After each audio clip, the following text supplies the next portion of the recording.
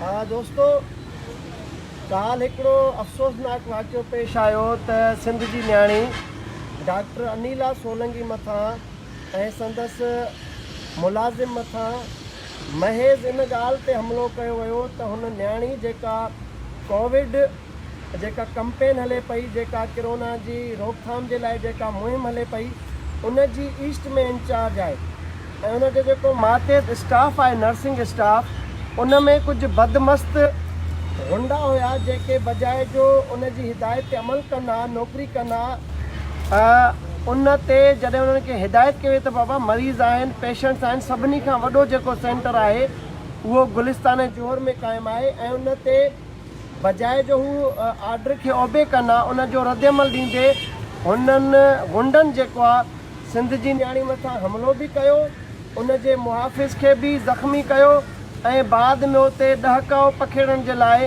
25 खां 30 ॿाहिरियां जेके माण्हू आहिनि, यानी उन सेंटर जा मुलाज़िम न जेके आउटसाइडर्स हुआ, उन्हनि खे घुराए उते हरास पखेड़ियो आहे। काल खां वठी हिन महिल ताईं उहा न्याणी इंसाफ़ जी मुतलाशी हुई, उनखे को बि इंटरटेन करण वारो न हुयो, न का FIR थिए पई, न को जेका सिहत वारो खातो आहे उन पारां को रिस्पॉन्स पे ॾिनो वियो, न वरी कराची में रहंदड़ के जेके असांजा दोस्त आहिनि सिंधी नौजवान जोधा, उन्हनि पारां बि को ख़ासि रद्दमल ज़ाहिर न कयो वियो। जीअं सुबुह मूंखे ख़बर पई, मुंहिंजे दोस्त ज़ुहैब ज़रदारी इन मामले खां आगाह कयो, व्हाट्सअप कया, जंहिंखां पोइ कुझु कलाक अॻु मूं उन अदी सां राब्तो कयो ऐं जॾहिं मां जना अस्पताल में पंहिंजी ट्रीटमेंट कराए पई, उन खां बाद में DIG ईस्ट साकिब इस्माइल मेमन साहब सां मूं राब्तो कयो, जंहिं फौरी तौर ते हुकुम जारी कयो गुलिस्तान जोहर थाणे जे SHO आज़म गोपांग साहब खे त हिन जी फौरी तौर ते FIR दाख़िल कई वञे ऐं उन खां पोइ DIG जे मशवरे ते मां हिन वक़्तु गुलिस्तान जोहर थाणे ते मौजूदु आहियां, जिते असांजी उहा भेण बि मौजूदु आहे, अदी अनिला डॉक्टर सोलंकी साहिबा, ऐं हिन वक़्तु FIR बि दाख़िल थी आहे। पुलिस जूं टीमूं बि जेके आहिनि DIG ईस्ट जे हुकुम ते तयारु थियूं आहिनि ऐं जेको असांखे इतलाह मिलियो त उन सेंटर ते साॻाई उहे गुंडा मौजूदु आहिनि, पर जॾहिं पुलिस पहुती आहे त उहे उतां फ़रार थी विया आहिनि। त हीअ पढ़ियल ॻलियल असांजी न्याणी आहे जेका ऑफिसर आहे 20 ग्रेड जी, उन सां जेकॾहिं इहो वर्ताव आहे, माते जेके गुंडा बदमस्त गैर सिंधी आहिनि, त आम सिंधियुनि सां हशर छा हूंदो, तव्हां बहितर अंदाज़ो लॻाए सघो पिया। अदी असां सां गॾु आहे, अदी खां पुछंदासीं त असल कहाणी छा आहे, किसो छा आहे, ऐं इहा इज्तमाही तौर ते जेका बेहसी आहे उन बाबति असांजी भेण छा चवंदी। मुंहिंजो नालो डॉक्टर अनिला कुरैशी आहे, मां deputy district health officer Karachi east आहियां। जीअं त हींअर मुंहिंजी ज़िम्मेदारी 6 मूंखे Covid vaccination centre government of Sindh मुंहिंजी ज़िम्मेदारी में ॾिना आहिनि त मां इन्हनि खे बहितर नमूने हलाए सघां।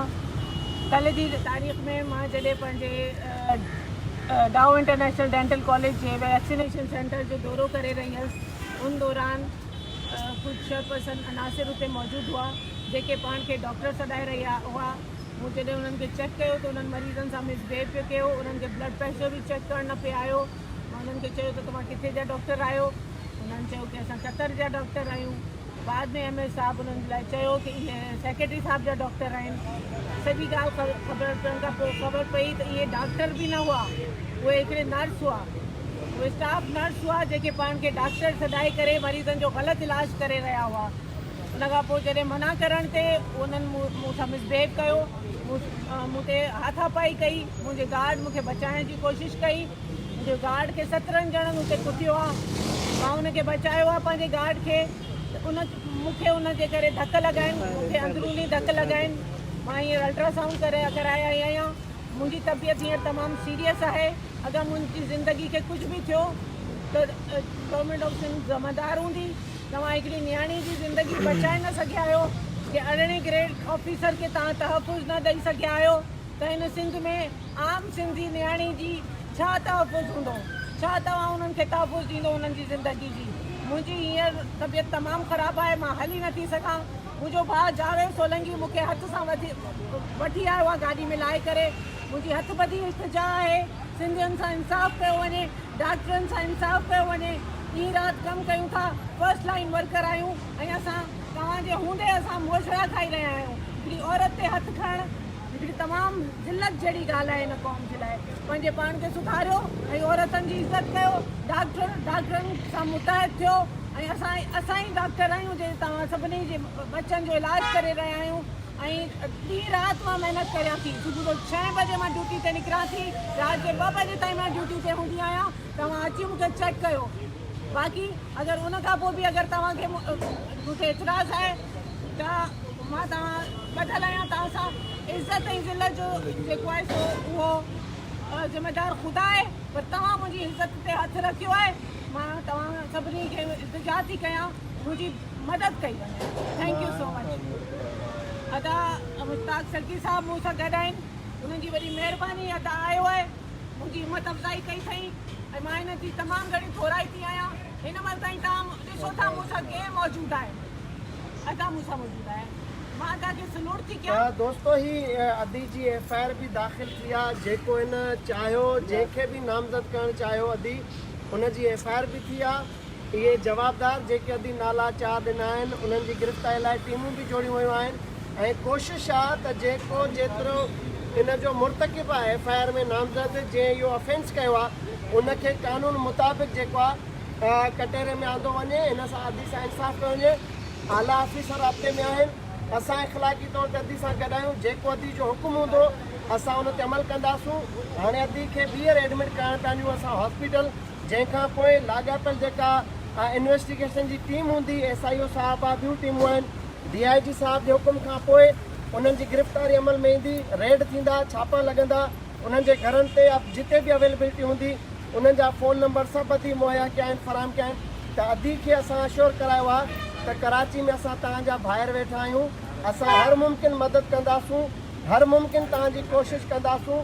तव्हांजे वार जा वारिस असां आहियूं हिते। असांजी गैरत अञा ज़िंदा आहे, ज़मीर ज़िंदा आहिनि। उहे गुंडा एॾा बदमस्त न आहिनि। कानून जेकॾहिं कुझु न कयो त असां पंहिंजे नियाणियुनि जा पलांद बि करणु ॼाणूं था, हिसाब बि बराबरि कंदासीं।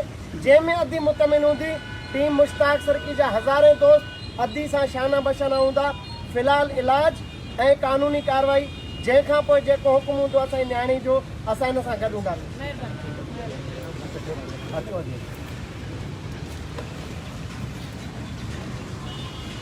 जी पोइ मूंखे चाहे त व्हाट्सअप करायो, मां DIG खे मोकिलियां त टीम जो हाणे अस्पताल किथे मोकिलियो।